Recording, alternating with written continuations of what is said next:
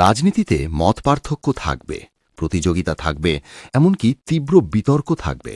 কিন্তু রাজনীতির নামে যখন নারীদের শরীরকে টার্গেট করা হয়, তখন সেটি আর রাজনীতি থাকে না, তা নেমে আসে নোংরা শক্তির প্রদর্শনীতে। রাষ্ট্রবিজ্ঞানের ভাষায় একে বলা হয় পলিটিক্যাল ব্রুটালাইজেশন, রাজনীতির বর্বরীকরণ। আজ মগবাজারে জামায়াতে ইসলামের কেন্দ্রীয় কার্যালয়ে অনুষ্ঠিত সংবাদ সম্মেলন সেই বাস্তবতারই একটি জ্বলন্ত দলিল। নায়েবে আমির সৈয়দ আবদুল্লাহ মোহাম্মদ তাহের অভিযোগ করেছেন, দেশের অন্তত ৯টি স্থানে জামায়াতের নারী কর্মীদের উপর পরিকল্পিত হামলা ও হেনস্থা চালানো হয়েছে। এই অভিযোগ হালকা নয়, এটি সরাসরি ইলেকটোরাল ভায়োলেন্স এগেনস্ট উইমেন বা নারীদের বিরুদ্ধে নির্বাচনী সহিংসতার উদাহরণ। প্রশ্ন উঠছে, কারা করছে এই হামলা? জামায়াতের অভিযোগের তীর সরাসরি বিএনপির দিকে। তাদের বক্তব্য স্পষ্ট, নির্বাচন যত এগিয়ে আসছে, প্রতিপক্ষের নার্ভ তত ভেঙে পড়ছে। মাঠে পুরুষ কর্মীদের সঙ্গে পেরে না উঠে এখন নারীদের লক্ষ্যবস্তু বানাচ্ছে। এটিকে রাষ্ট্রবিজ্ঞানে পরিচিত পলিটিক্যাল প্যানিক হিসেবে। আজকের সংবাদ সম্মেলনে জামায়াত শুধু অভিযোগেই থামেনি, তারা প্রতিক্রিয়ার রূপরেখাও স্পষ্ট করেছে। লাঠির জবাবে লাঠি নয়, জামায়াত বেছে নিয়েছে মাস মোবিলাইজেশন, গণসমাবেশ। ঘোষণা এসেছে, আগামী ৩১ জানুয়ারি সকাল ১০টায় সোহরাওয়ার্দী উদ্যানে জামায়াতের নারী বিভাগের মহাসমাবেশ অনুষ্ঠিত হবে। এটি শুধু একটি সমাবেশ নয়, এটি একটি রাজনৈতিক বার্তা। যারা নারীদের দুর্বল ভেবে হামলা চালায়, তাদের জানিয়ে দেওয়া হবে, নারী শক্তি চাইলে রাজপথ কাঁপাতে পারে। ইতিহাস বলে, নারীদের অবমূল্যায়ন করা রাজনৈতিক শক্তি শেষ পর্যন্ত মুখ থুবড়ে পড়ে। সংবাদ সম্মেলনের সবচেয়ে ইন্টারেস্টিং অংশ ছিল তাহের সাহেবের বলা সারপ্লাস থিওরি।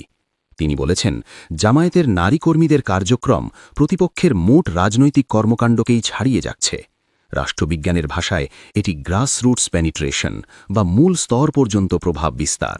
তিনি ব্যাখ্যা করেছেন, অন্য দলগুলো মাইকিং করে, মিছিল করে, স্লোগান দেয়, আর জামায়াতের নারীরা পৌঁছে যায় ঘরের ভেতরে, রান্নাঘরে, পারিবারিক আলোচনায়, ব্যক্তিগত আস্থার জায়গায়। এই পার্সোনালাইজড পলিটিক্সকেই প্রতিপক্ষ সবচেয়ে বেশি ভয় পায়। জামায়াতের দাবি, সারা দেশে তাদের নারী সমর্থক সংখ্যা বেশি। কেন? কারণ নারীরা স্বভাবতই স্টেবিলিটি অ্যান্ড সিকিউরিটি বা স্থিতিশীলতা ও নিরাপত্তা খোঁজে। তারা বিশৃঙ্খলা, চাঁদাবাজি আর সংঘাত পছন্দ করে না। তাদের চোখে বিএনপি মানেই দখল আর মারামারি, আর জামায়াত মানেই শৃঙ্খলা ও নিয়ন্ত্রণ। এই কারণেই প্রতিপক্ষ নারীদের ভয় দেখিয়ে ঘরে ঢোকাতে চাইছে।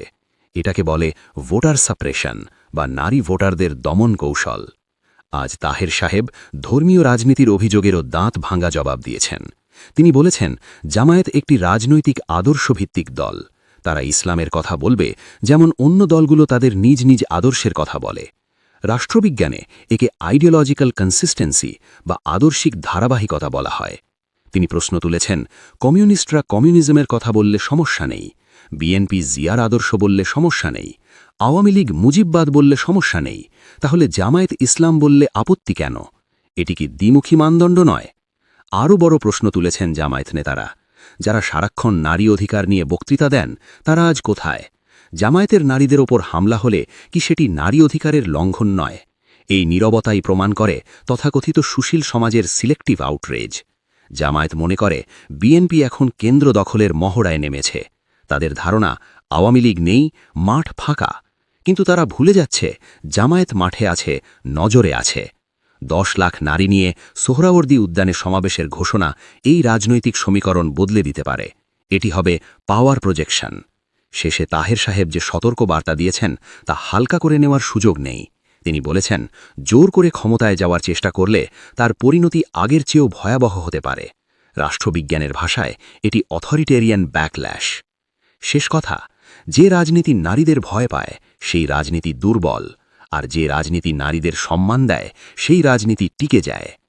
৩১ জানুয়ারি সোহরাওয়ার্দী উদ্যানই বলে দেবে কারা নারী বান্ধব আর কারা নারী বিদ্বেষী। দর্শক, আপনার মতামত কি? কমেন্টে লিখুন।